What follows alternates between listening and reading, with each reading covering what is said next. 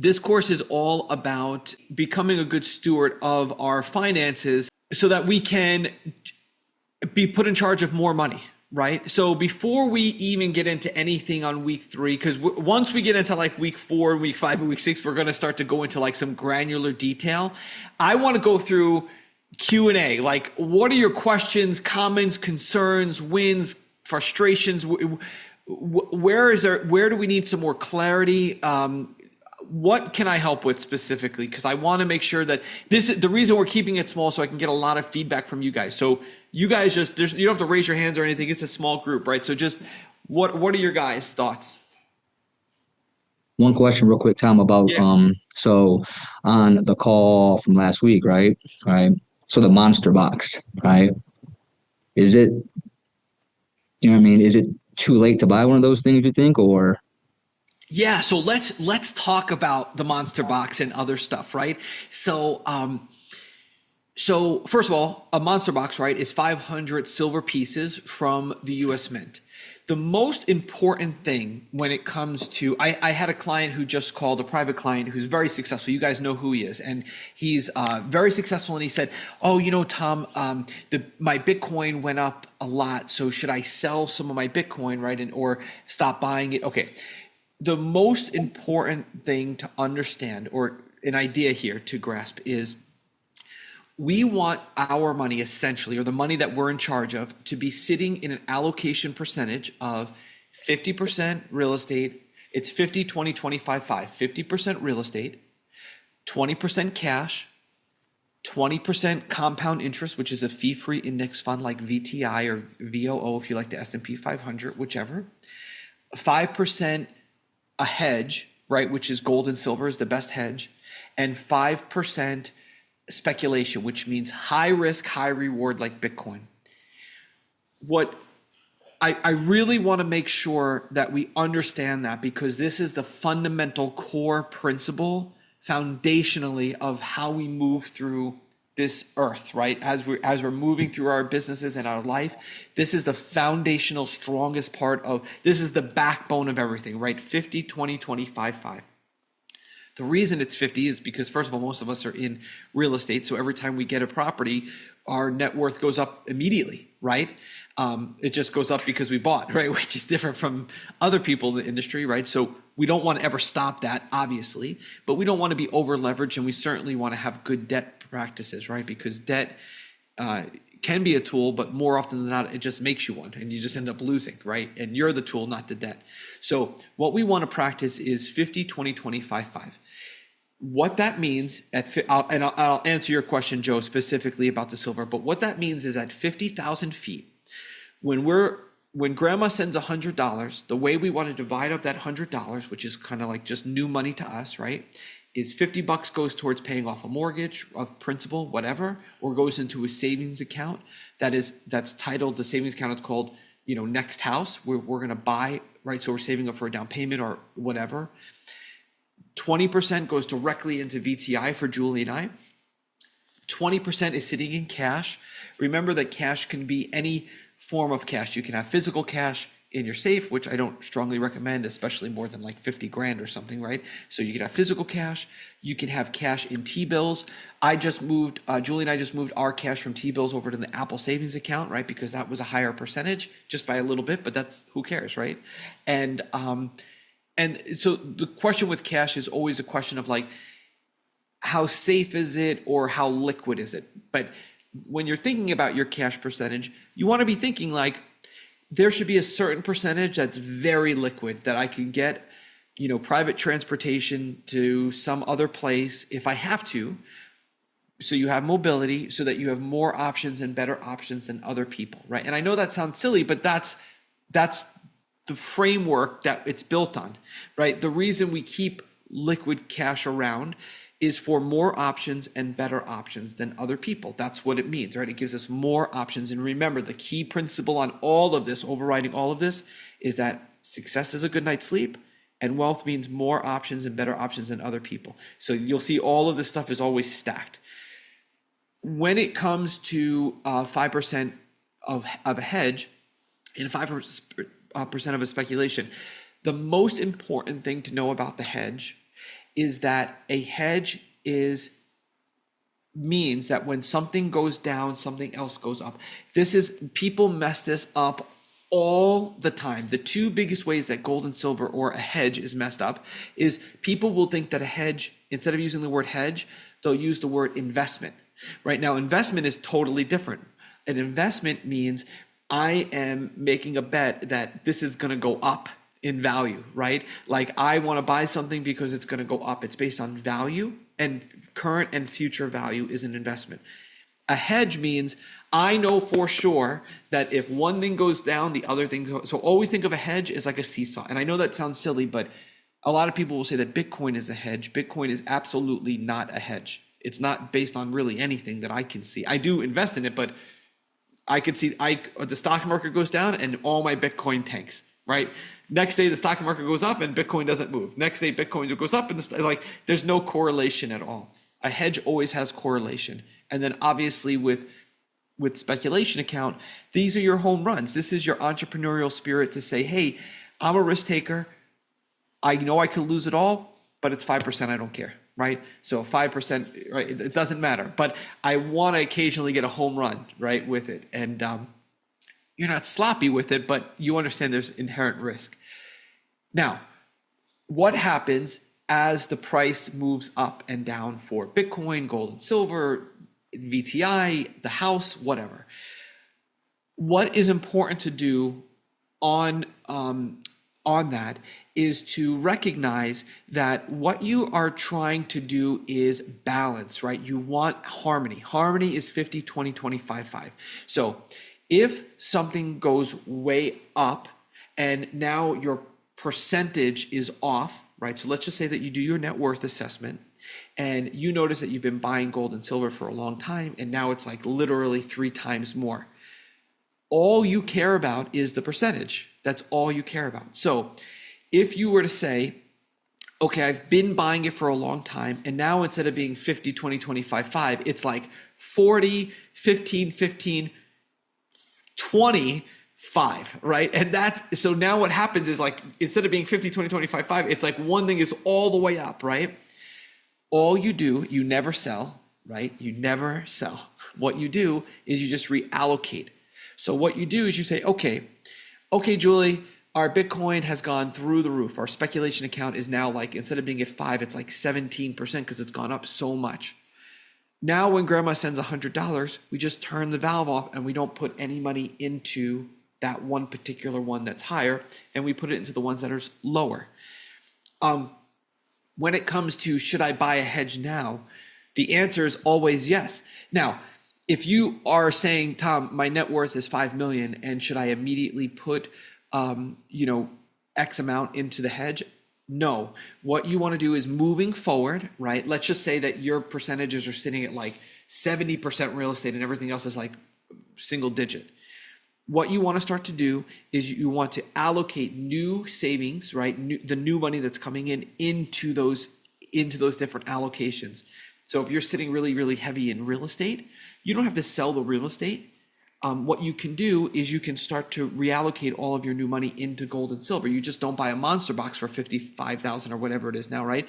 Now what you do is you buy like 25 silver coins or one $5,000 gold coin or something like that, right? So it's not a matter of, you don't want to, you never, it's just remember the poem, right? It's row, row, row, right? Your boat gently, right? Gently, not like that, right? Gently downstream with the way things are going, merrily, merrily, merrily, right? So just remember, you never want to cause whiplash. You don't want to make big, fast moves.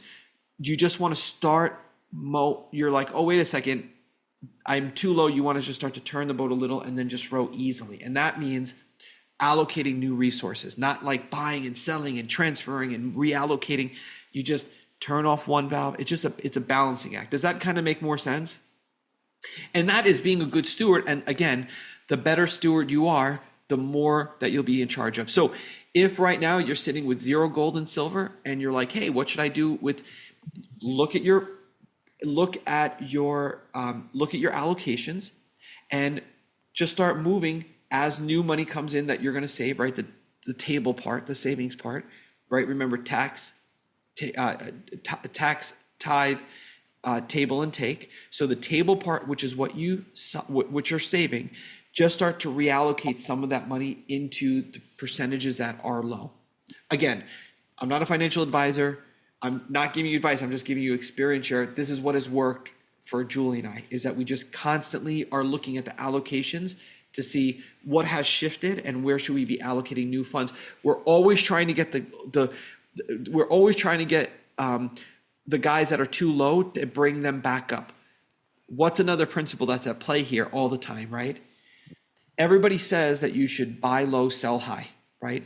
But when you look at your own actions and our own actions and what people in the market do, nobody follows this advice. What do? Everything starts to go up, everybody starts to buy it, right? It starts to go down, people are like, sell, sell, sell, sell, sell.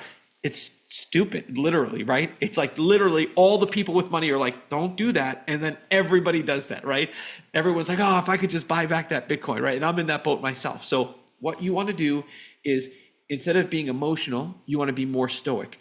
As money is coming in, you're just allocating to the things that are down. Now, could something go down to zero and keep going or go out of business? Bitcoin? Oh yeah, right? Bitcoin could go to zero. There is no question in my mind, right? There's no question. So if Bitcoin goes up a lot, instead of selling it, I'm just not buying more of it. So does that kind of, Joe, make a little bit? Oh, Jamie, go ahead. I have a quick question. Yeah, don't make it quick. Make it a deep question. Like go as long as you want to go, because I want to make sure that we get through it. Yeah. So in regards to Bitcoin, are you placing that in your 5% high risk bucket? Okay. Yeah, Bitcoin for me is what I call the speculation account. Yeah. And the speculation account is high risk, high reward. So we have funds in Bitcoin, and that would be my question is, you're right, that one can be high risk, very volatile, and it will spike. From your perspective, I know you're not a financial advisor, but I'm just talking to you, right? So From your perspective, my instinct says it is frantic, it's panicky, and it wants to move things around a lot. It goes, okay, this jumps up, I'm going to pull it out of here, and I'm going to put it over here. Can you talk about that a little bit with that specifically? Yeah. So the key here, there's two principles at play, right? There is the, and this is, let me first say this.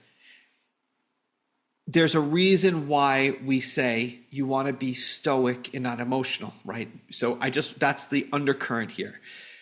When you see that something has gone up, and now let's just say that Bitcoin instead is your speculation account, and instead of sitting at 5%, it's sitting at like 14%. What I would do is I would just turn off the valve that's buying the Bitcoin, because I guarantee you this 100%. I mean, this mathematically has to be true, that if your Bitcoin is at 14%, one of your other allocations is way too low, right? Something has gone wrong. So what I would start to do is say, okay, I made $100,000 this month, right? Instead, or whatever, $1,000, whatever the month number is, right? I made $100 this month. I'm just not going to buy any Bitcoin.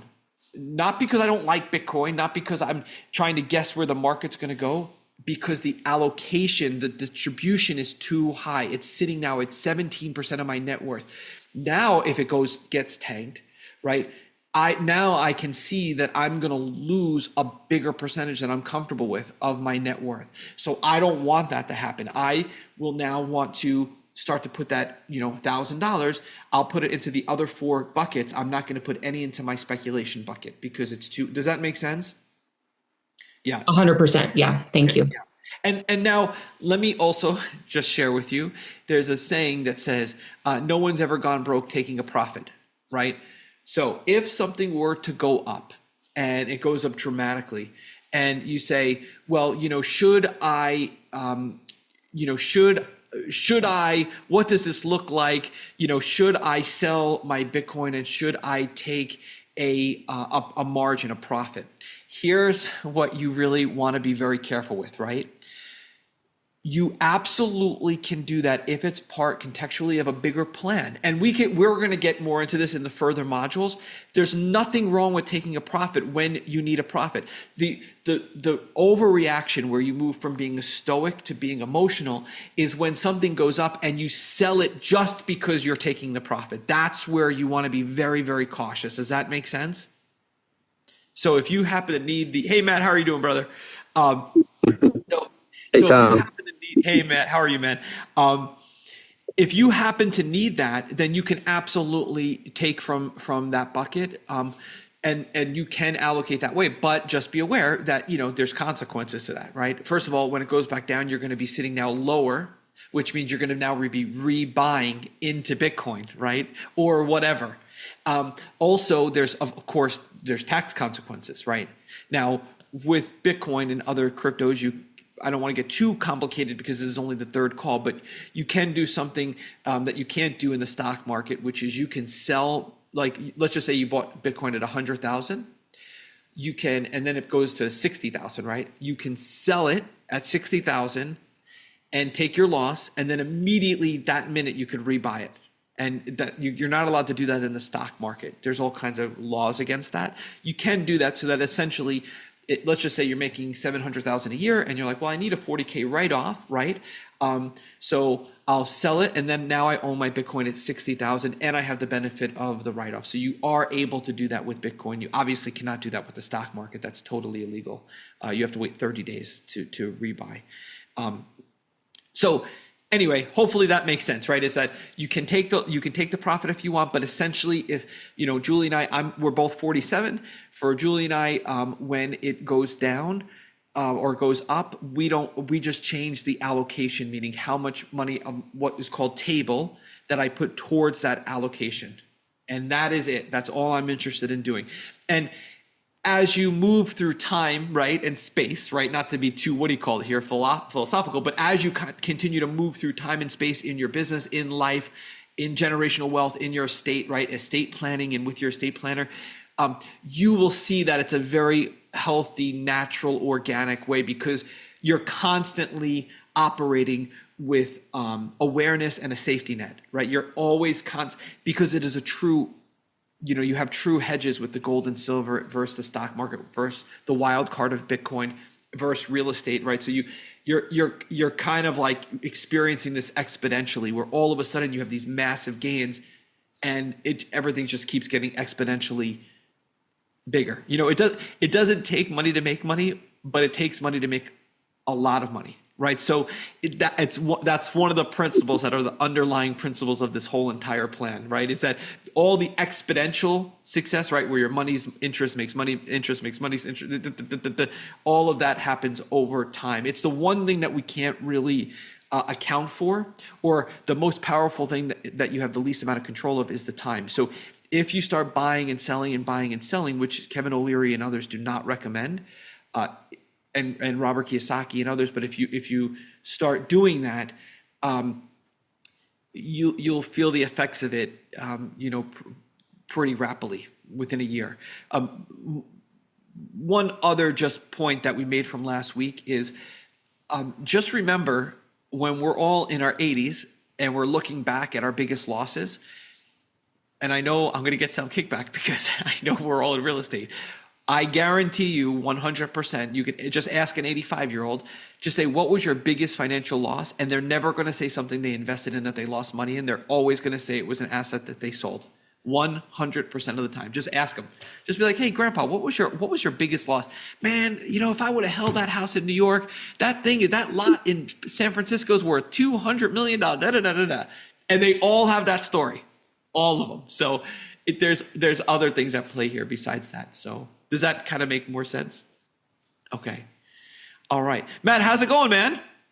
I'm great. How are you, Tom? I'm doing well, brother. I'm doing well. Yeah. So we're just talking about allocate. I don't know how caught up you are. So we're basically talking about 50, 20, 25, 5. Have you had a chance to watch the other modules yet, or? Yes, I have. Oh, okay. I'm caught up on the old videos. Yeah. Okay. So yeah, it's just ancient principles for entrepreneurs, founders, business owners, visionaries, all that good stuff. So, all right. So questions, guys, comments, concerns. Does anybody have like a specific question or something that they're dealing with right now, or come across on like the spouse meeting or a real estate deal or something that wasn't able to fit into this box? Yeah. Man, what do you got? I have a question. You said that every deal we should be making $2,000 on every deal, or in every transaction, or every something. 2,000?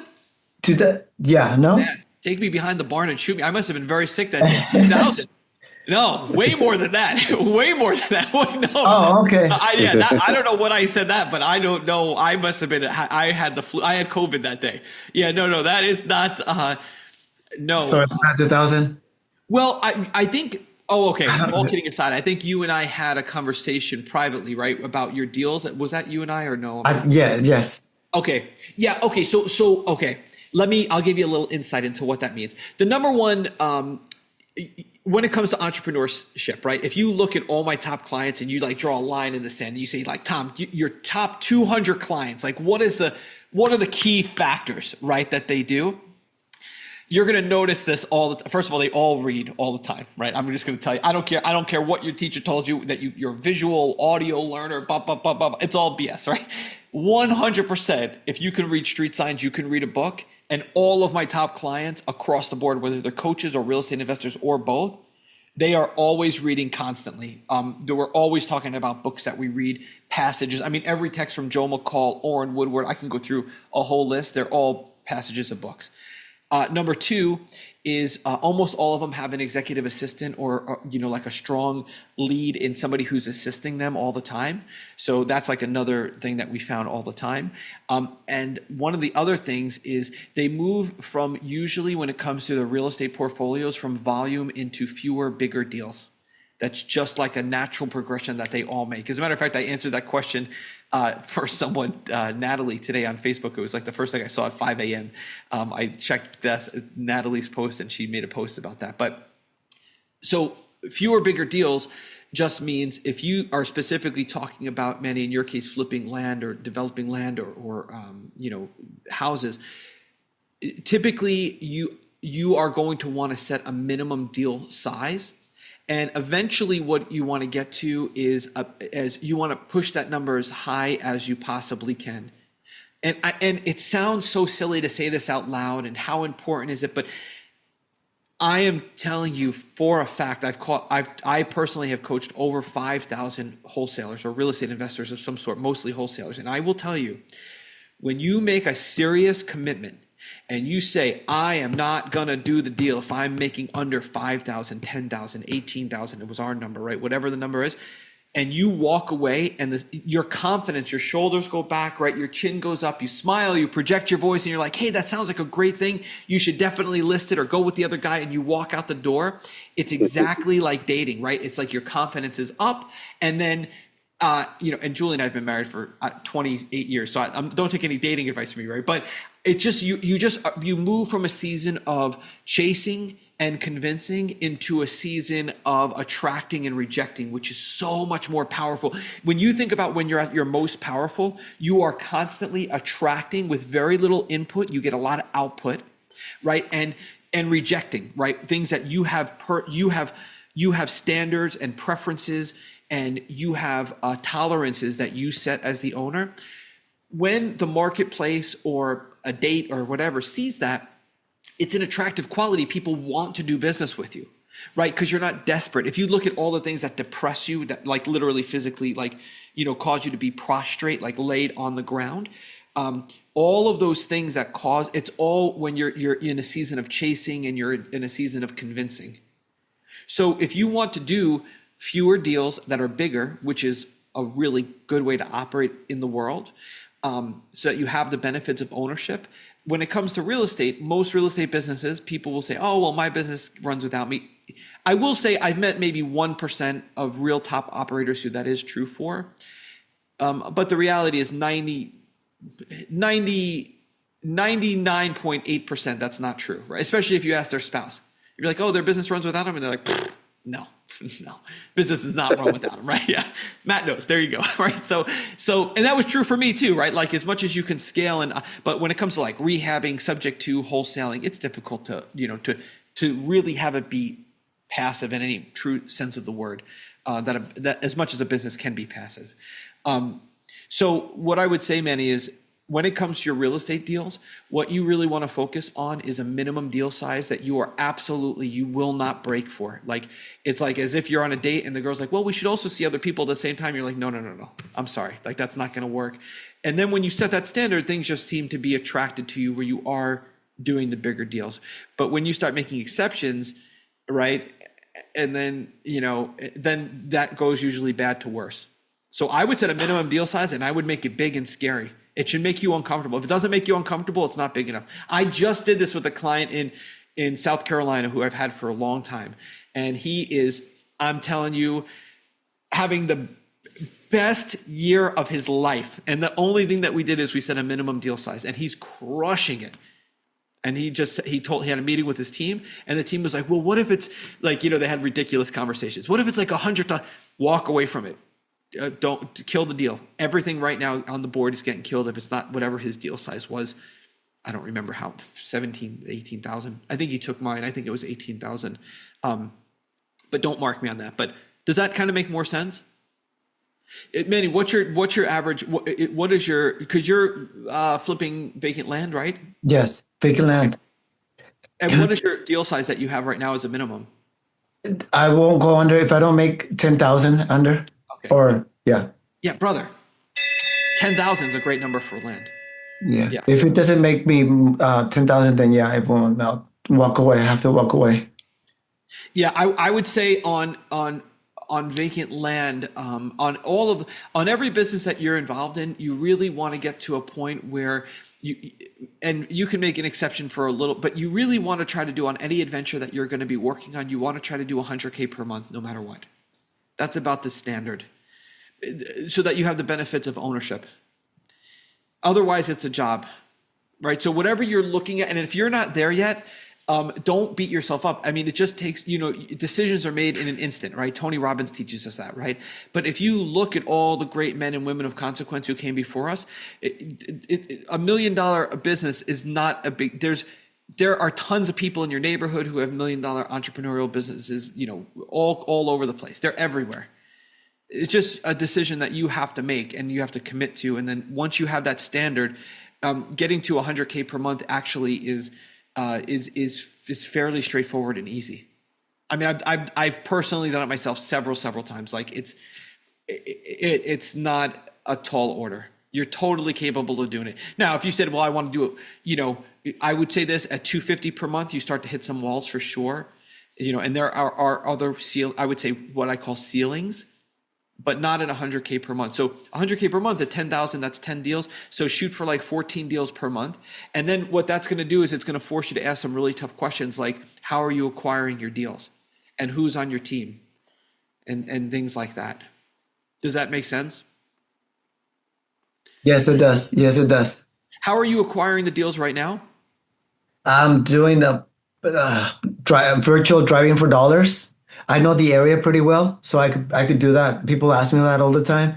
I used to do mailers, and then I started noticing the neighborhood that I or the county that I work in, that I pretty much know it. So I could virtually drive for dollars, and then organically skip trace a person, and then just ask them if they want to sell. Send them a letter, and just keep going. I have a CRM where it just couldn't, it keeps asking them if they want to sell, I got a lady that called me 2 years later, and she wants to sell now. 2 years later. I love that. Yeah. And they're not ready. I tell my son that is working with me, and I tell him they're not ready right now. We're just going to plant the seed there. So a few things, right? One thing that I would look at is make sure that you're staying current with because when you are doing what you're doing, when you're an owner operator and you're becoming an expert, like you see how you said, if you watch this recording, do you see how, like you said, because I know the area, what you were doing there is you were justifying why you have to do it, right? So you have to be very, very careful, because that's a tenet of a religion that you have, right? So the religion is that nobody really can do what you do, and that's like one of the tenets in your religion, and that thing will hold you in that religion forever. And brother, let me break that tenet a little bit. You're not that great. Like driving around in your car, looking at vacant lots, like not that special. Like I know you think it's special, right? It ain't that special, right? Like that, like you can automate that. Trust me. This is not like, I know it's easy to be like, nobody really knows these back roads, right? Or whatever it is. There's a book, you should actually, both of these books, you should read brother, E-Myth by Michael Gerber, right? And that girl in that book, she was trying to automate a pie store on how to, she was like, knew how to bake pies, and like nobody bakes pies like I do, right?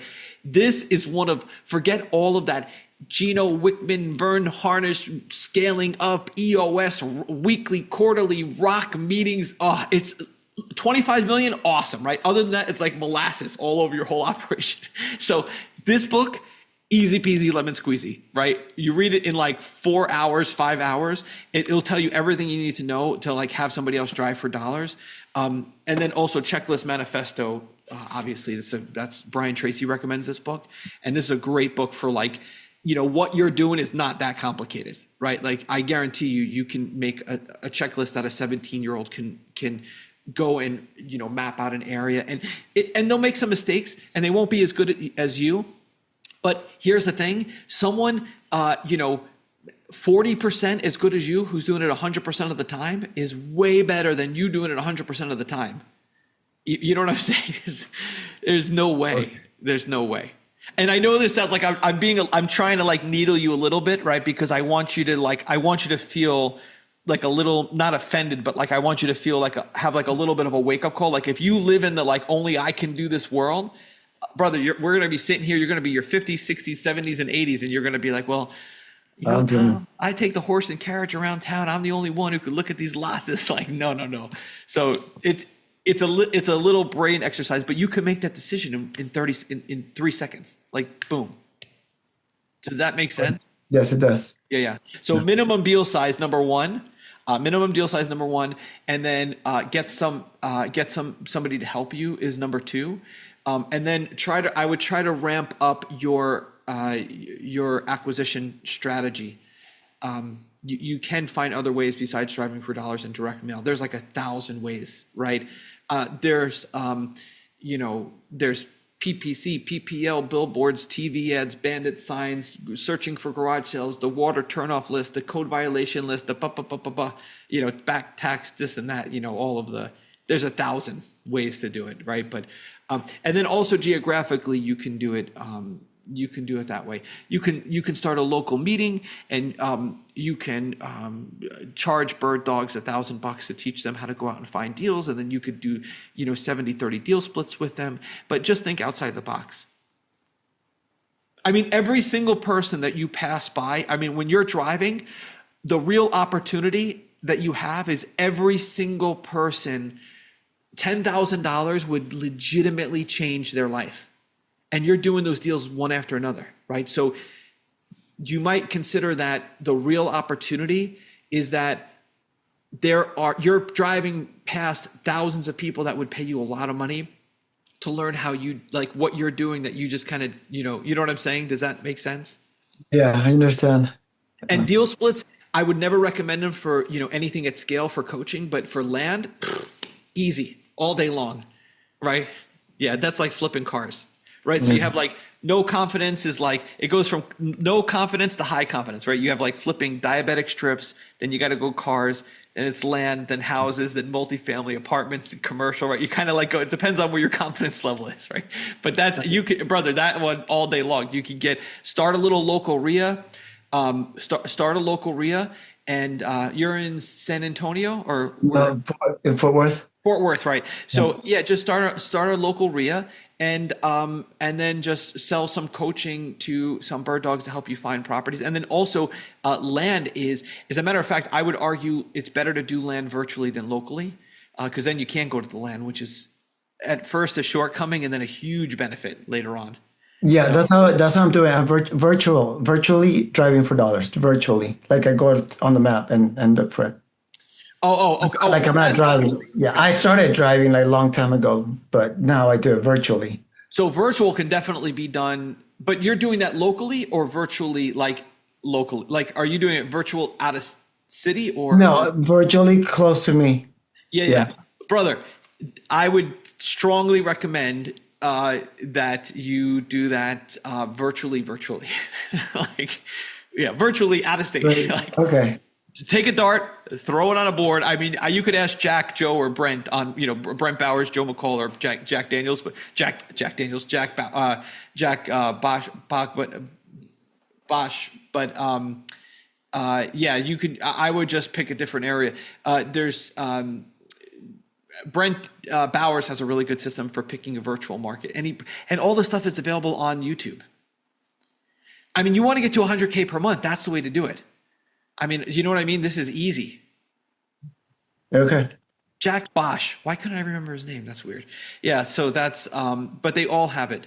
And then what's his name has it too? Mark. The other land coach. I can't think of his last name. And then there's a guy on YouTube.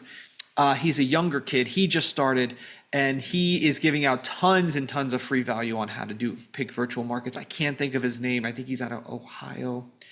He's a young kid. He's like 23 or 24, and he's doing it too. But if you just say, hey, listen, simple, straight. Remember, right, when it comes to 100K per month, one product, one person, one channel, right? So, right, just solve one problem for one person in your market for land, right? Like it, just keep it MVP, minimum viable product on repeat, like that. And then just focus on deal size. Don't overcomplicate this stuff. Joe McCall is having one of the best years of his whole life. He's going to be talking about an event I'm about to host in April. And all of these guys right now who are crushing it in this market, they've all reduced. And everybody who's in a cash grab where they're contorting, what they do, and they're trying to like do what we call a cash grab, where like every new thing is a contortion of what I do. It's very, very devious because you make a little bit of money at first, right? But then you can't scale it. So it's a weird reward system because you do make money when you contort yourself in that cash grab, but it's hard to, there's too many variables on acquisition, the unit itself, and the disposition. Does that make sense? Yes. Yeah. But Manny, you got this, brother. Don't overthink it. Just keep it very simple.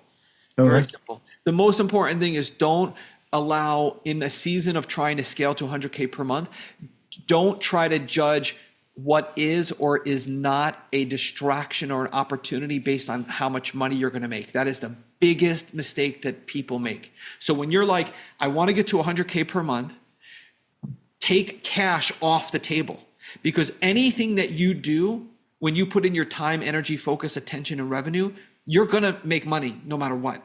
So money is a very poor indicator of where the compass is. What you want to look at between a distraction and opportunities is what is congruent with where I'm trying to get to, and then you just go all in on that one channel, and then all the oars are rowing in the same direction, like merrily, gentle downstream, right, with the flow, like that, right? Row your boat, not everybody else's boat, right? Just pick up. That's the way to go. I know this sounds a little like 50,000 feet, but does that make sense, guys? Like, if you want to get to 100K per month, which I know some of you are at for sure, but if you want to get to 100K per month, yeah, one service, one product. A business reduces your suffering by first reducing the suffering of other people. So just find out who you're buying land from and put that on repeat. All right. Simple, easy. Love it. Questions? What other questions we got? Let's keep this like as a Q&A today, because I know, yeah, Jamie, what do you got? I was going to say, is this a time to bring a unique scenario to play, or Yes. are we, or did you go through something? So, and let me know if this is a little, my situation is extremely unique. I would say maybe it's not as unique as I think it is, but maybe for this call. So let me know if there's a better, different time to talk about this. But long story short, the way that Gabe, my husband, and I had it laid out is he ran acquisitions, I ran everything else. He had a stroke, is no longer able to work. We don't know if or when that day will occur again. As a byproduct of that, that's why I like all of these ancient principles of money and wealth. From the moment that happened, my nervous system spiraled, right? And it goes lack. I need to just figure it out. So now I'm thrown in an entirely different role. Long story short, have bled through. We had many $100,000 months. Gabe and I together had a system. We figured out he was basically the engine. I did the rest. Right. I flipped, did all of those things. So long story short, I've been through it up and down and all around, and have recently just kind of settled in the dust and have shut down the business. And funny enough, how they say, if you close your business down, you can rebuild it twice as fast. And I did. I was like, well, I'm just going to flip all the switches back on and I'm going to hire a couple people because I've done it before. Right. Well, I've gotten to that position again recently where because I am in the acquisition seat, I can do acquisitions. I wouldn't say that's my predominant strong suit. I am at this juncture, it seems like the best option is to bring on an acquisition person and have like a tiered sort of bonus structure. I guess my question in a nutshell is I don't want to be acting irrationally and emotionally, but at the same time, it's taken a long time to not be highly emotional in this really sudden situation that occurred. It very much derailed our finances. And I've kind of gotten to a place where I'm low and slow. I am not trying to zing back to $100,000 months. However, I do believe that if I double down and I focus and I get the right acquisition person in place, I know the rest. And I think that could come quite quickly. But my goal is not to rush it. And hopefully I'm explaining my scenario in a way that makes sense. I'm not trying to be in fight or flight, but my nervous system definitely wants to go there because I am the provider for our family for the foreseeable future. Right. There's a variety of things that go into that. What do you think about, because I think normally the thing is, hey, go be the acquisitions person. But I've tried that and me running our whole life and that hasn't seemed to work out well. So this is my idea of a pivot. Do you think it's okay to give away some of that profit? Because otherwise I'm making nothing anyway, right? Well, a few quick questions. Number one is, what is the strategy that we're talking about? Wholesaling single family homes. We run virtual. We've done our lead sources have been anything from cold calling and texting. That lead source has changed over time to PPC, and we were really successful at radio ads in one particular market. But we would work about 5 states at a time.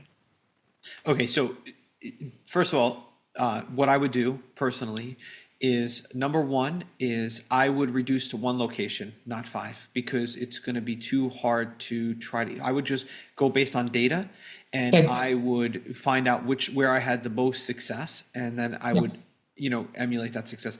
The challenge that you're going to have with virtual is the AM is going to be more difficult, obviously, right? Than the than it normally would be if you were doing deals locally in Utah, right? Is that right? Okay. Yeah, and funny enough, we've never done a deal here. Oh, really? Okay. That's funny. Okay. What I would say is I would focus when it comes to wholesaling, right? The money is made when you put the house under contract. I mean, not when you sell the contract, right? I know that sounds a little backwards, but after, right, thousands and thousands of deals, right? It's the difficult part of the transaction is getting the seller to agree to a lower price. I think that what I personally would do is I would hire, I would go back, I would get to 100K per month. I don't think you don't have to do that frantically, but I would certainly reverse engineer it with where I've been, because you and Gabe have the data. Yeah. You have the data, so you can look at the data and say, my most likelihood chance of success here is going to be in Biloxi, whatever, right? Biloxi, Mississippi. So I would focus on Biloxi, and I would go back to doing what I know works, like we were just saying a second ago, which is, getting brilliant at the basics, like Joe McCall likes to say. And then I would hire, and Joe might have something to say here too, because Joe's a rock star and he can chime in. But I would say for sure that I would focus on what I already know what works. Right now would not be the season to try something new. That's for sure. Like if you're not doing deals in Utah, I would not start doing deals in Utah. And that's what I did. Is my nervous system freaked out and it went jump ship. I don't know what happens to your body and your nervous system when you go through an emergency, but it went go try 8,000 things. So I went and shotgunned and that was ultimately where I failed. And it's taken a long time to come back for a full circle. And that's the thing is I know that I can rebuild because I have the skill sets to do it. Right. I've done it. We've done it. Yeah. Yeah. No, I remember from a decade ago with you guys doing it. So I mean, here's what I would say, right? Is that I would just go back to what works, go back to the basics for sure. If you want like resounding ancient principles is, if you said to me right now, hey, Tom, can you give me $100,000 to start a new wholesaling business of something I've never done in a local state? That would be like The Richest Man in Babylon, which is a great book. And he talks about don't give money for gems, for the bricklayer to find the gems, right? You already know you are gonna be in a season of being blessed if you, I mean, I don't want to speak spiritually, right? But like, I would not try something new right now. Go back to what you know, and I would focus on acquisitions a little bit until you can checklist it, until you can hire somebody. By the way, an AM, what we see with AMs all the time is, I'm gonna get in trouble for saying this, but that's okay. I would definitely say a male is good at acquisitions. So I don't know what your experience has been, but usually it's a male more than a female. So okay, so take that with a grain of salt. I have no personal preference. I don't care who you hire, but I would just say usually a young male is going to be better if they have a sales background. Also, make sure that That's who I have right now, who's supposed to be starting this week. And that's the thing. I mean, I've closed hundreds of thousands of dollars of deals myself, even just the first year of Gabe's post-stroke, but it was purely running on anxiety. It was not based on ancient principles of money and all of the things that we're talking about here. It was based on fight or flight. And so I can do it. I can checklist it, but I know, as I kind of ground and know myself, that I don't operate most effectively in that seat and role. I can definitely square peg, round hole. I can go there, Right. but I am exhausted when I get off calls, right? If I speak about it, and I've tried to shift that mindset. So I don't know if that's a me thing. But in my opinion, it was, hire. He's 26 years old. He's done phone sales forever. And he wants to get on the phone today. Was he already working when you hired him? He's still working right now. Yeah. Yeah. Make sure anybody you hire pretty much across the board should have a job before, just as like advice in the future too. Anybody you hire should have a job before you hire them. He's at 150% of his quota. That's how we ended up talking, is he's sitting around because he doesn't have anything to do at his job. Yeah, I would just say you guys hit the ground running and put revenue in first position, which just means, and the best training program for an AM, unfortunately, I would say with virtual, it's going to be about 8 weeks on, 8 weeks off, but it's 8 weeks of you taking the lead and he's kind of like, you're paying him his full compensation, whatever it is, 12, 14% of each deal, but it's 8 weeks with you in the lead and he's like participating and watching. And then it's 8 weeks with him in the lead and you're just participating, watching, and you don't interrupt him. Like, you let him do his thing and then you come back and teach him how to do it the way you do it. But yeah, I think that's, I mean, does that make sense? I mean, I don't know. Absolutely. Yeah. And that's why I didn't know if this was an appropriate question. But when you said, I remember on the first call you had mentioned, don't count your business as an asset, because if you get pulled out of it, it will literally die. And I watched that with my husband. He was the engine. He was fine at 8 a.m. that day, at 10 p.m. that day. He was completely nonverbal. And that business, if you are not, I mean, I feel like everything that we talked about, even on the first two calls, I've seen it come to life, and I'm so passionate now about creating something that's sustainable and long lasting, because thank God for real estate, because most people would have been completely out. We wouldn't have been able, I say float, but to go through something that traumatic for 2 years without real estate. And I think you're right. Just wholesaling it is a business until your engine goes, and then it can crumble really fast. For sure. I mean, yeah, wholesaling is, I know 5 people who've sold their wholesaling business. I'm one of them. And actually it could be 7. You could count the other 2, but I don't know if I count those 2. But yeah, so I would say, first of all, yeah, we love Gabe. So tell him we said hello and we're rooting for him. But yeah, I would just say, if you need resources, especially in your situation, just let me know and I'll have, Cody Hoffine or Brent Daniels give you some direction directly. Or sure. Whoever you need. And I appreciate it. I didn't want to detract from the main theme of the meeting, but I wanted to throw that in there too. This is the main theme of the meeting. So I would say, on this, the principle that is at play is number 1, revenue in first position, right? So when you are at that point, right, and you're below 100,000 per month, or if you're not at that consistently, then you jump in the trenches and close the deal, and process and systems go right out the window. It doesn't matter. When you are small, act small, have the advantage of being small. You can get to the client faster. You can get to the seller faster. Like, small means speed, right? It means you're more on it, right? They have more proximity to you and they have more frequency of interaction. A big company can't do that. So when you are small, use your speed to your advantage.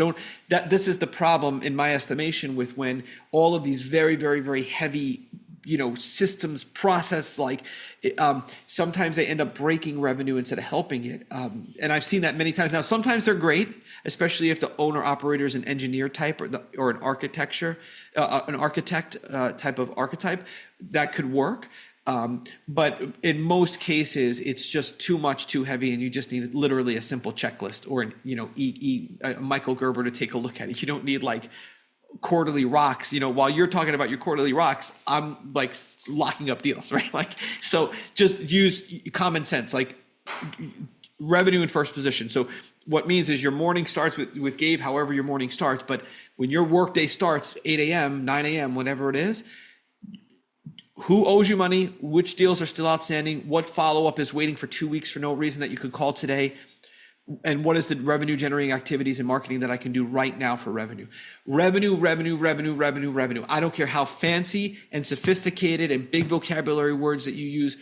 I don't want to hear it. I'm telling you, I've done this 5,000 times.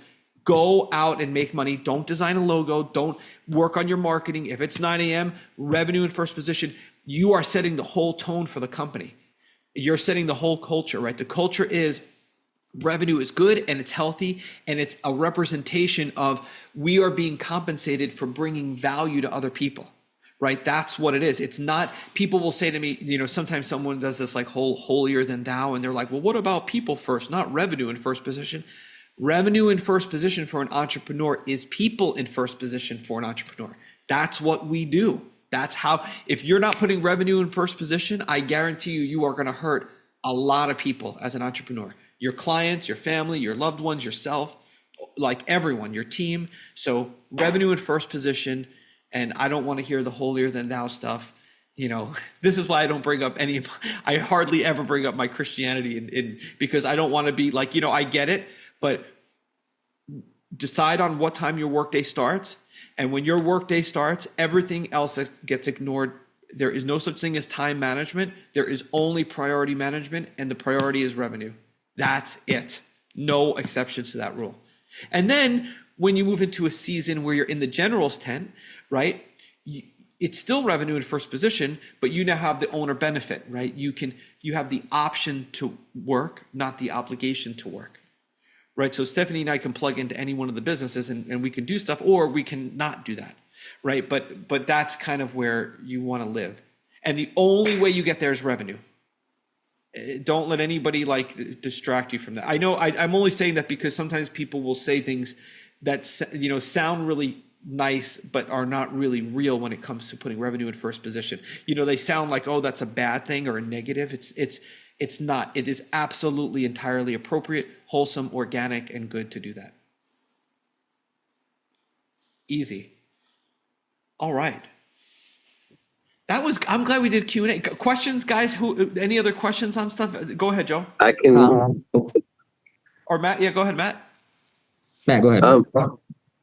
Tom, I've been wrestling a little over the weekend with the 5 people, right? The ones who pay you, you pay them, regulate, love you. You pay, regulate your industry, already where you want to be.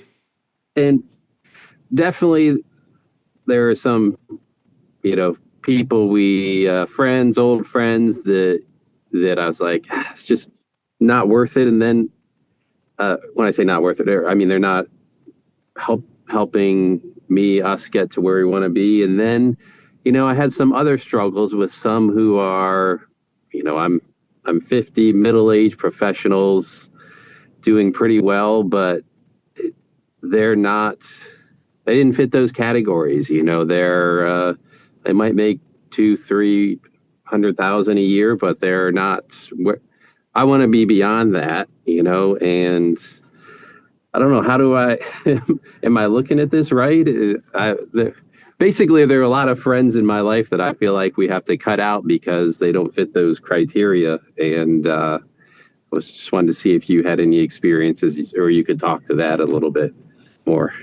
Yeah, I mean, so I will tell you this, this rule number 5 of the 88 rules, it doesn't come from me. It comes from one of my mentors. And I kind of fought it a little bit in the beginning because I was kind of like, well, it's more like Jim Rohn of you're the average of the 5 people you spend the most time with. And I will tell you, I did do this one time. It was years ago. It was on a whiteboard that I have in my office, and I wrote down the names. I was spending time with like Joe McCall, Clayton Morris. Like I made a list of everybody. And brother, I was like literally, it was freaky. I was in the middle, like on income, wealth, net worth, body type, like even the way my physical appearance is. It was really interesting to do that when you really think about it. I think that when I say it's not who you spend time with, it's who you take feedback from. So I have a friend who who's a very close friend, does not do as well as I do financially, for sure, but beautiful family life. He definitely gets results that I want to have and maintain, and is a good human being, is a good friend, always shows up for you, always doing things right. So what I'm concerned about as the head of my household is for my wife and children, I don't want you anywhere near me, my wife, or my kids pouring in with advice and feedback if you are not in those top 5 people. And I know it's kind of a hard and fast rule, but I have seen firsthand just absolute devastation happen if you don't protect, your homestead that way and your mind. The consequences are just so severe. And besides the obvious stuff, right, of, that can happen, but just, it's like a slow poisoning that happens. And I've seen it happen to people. And, my mentor gave me some examples of how it happens. I'm not saying that you can't spend time with those people, and I'm not saying anything. This is just a suggestion, but I'm saying this. If you're going to really come into the fold and start spending time with my wife and children and me, or if I'm going to you in business and I'm like, hey, Matt, what do you think about this? What I have seen is one of the things that we can look at with principles is you can always look at the inverse. So sometimes when a mentor will tell me something, everyone will always say, oh, Tom, give me your list of the 88 rules, right? Like I get this all the time. Jay Connor's group just asked me for it. And I don't give it out because it has to hit 4 criteria. It has to be, number one, it has to be, just in general, it has to be important enough to share with my kids, right? So if it's not that important, it doesn't make the list.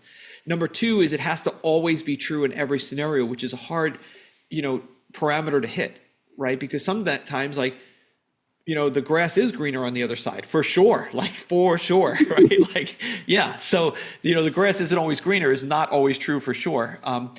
And then the other thing is, and this is the one that I wanted to share with you, is that one thing that if I'm confused about a piece of advice, I always will ask myself is the inverse as true or more true than the rule itself?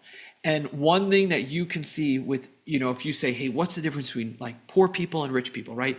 Poor people work hard, make money, spend money. Rich people make money, work hard, make money, buy assets and buy things, right? So there's always like this. One thing that you'll see is when you look at this rule, a person who is not successful and not wealthy, almost nearly 100% of the time when they have a problem or they need advice, and you could really see this one is when they have an idea, everybody's opinion, they will go to everybody and talk. And everybody, and what they do is they try to say, well, like this person, I'm not going to weigh the advice as much because it came from this person. And that is almost impossible to do because as it's coming into our brain, we don't have that filter to weigh the advice from different people.